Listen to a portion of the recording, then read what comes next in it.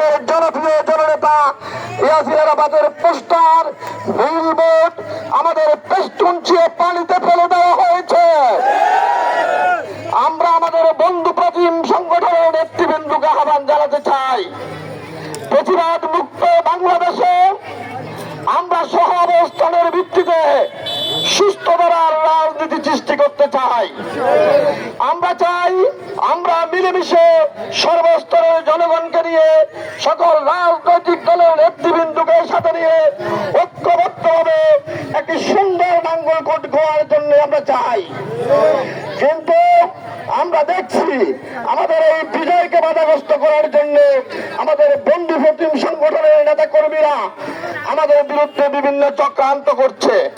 আমরা সতর্ক করতে চাই, আমাদের বিলবোর্ড, পেস্টন, আমাদের পোস্টার ছিঁড়ে বলতে পারবেন, পানিতে ফেলে দিতে পারবেন, কিন্তু জনগণের হৃদয়ে আমরা যে আস্থা অর্জন করেছি সেখান থেকে আমাদেরকে সরে ফেলানো যাবে না।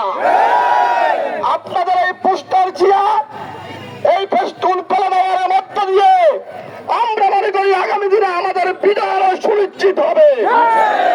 আমরা যদি আরেকবার শুনতে পাই আমাদের যদি কোন পেস্টুন, কোন ব্যানার, কোন বিলবোর্ড ছেড়ে ফেলা হয়েছে, তাহলে কিন্তু আমরা ঐক্যবদ্ধভাবে জনগণকে সাথে নিয়ে প্রতিরোধ করবো ইনশাআল্লাহ।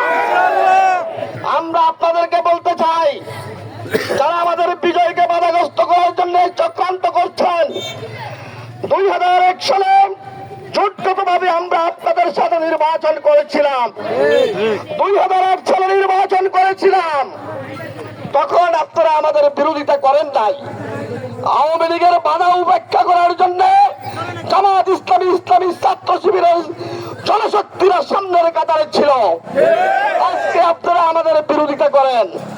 আমরা আজকে হাসানবাড়িয়ার এই মিছিল থেকে উদাত্ত আহ্বান জানাতে চাই, আগামী ত্রয়োদশ নির্বাচনে আমাদের জনপ্রিয় জননেতা ইয়াসির আরাফাতের পক্ষে বিগত সময়ে আমরা যেমন আপনাদের সাথে ছিলাম, আপনারা ঐক্যবদ্ধভাবে আমাদের পক্ষে কাজ করবেন।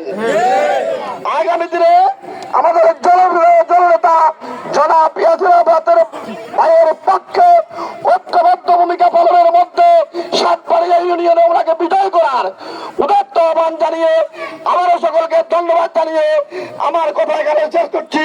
খোদা হাফেজ। বাংলাদেশ জিন্দাবাদ, বাংলাদেশ জামাত ইসলামী জিন্দাবাদ, দাড়ি পাল্লা মার্কা জিন্দাবাদ।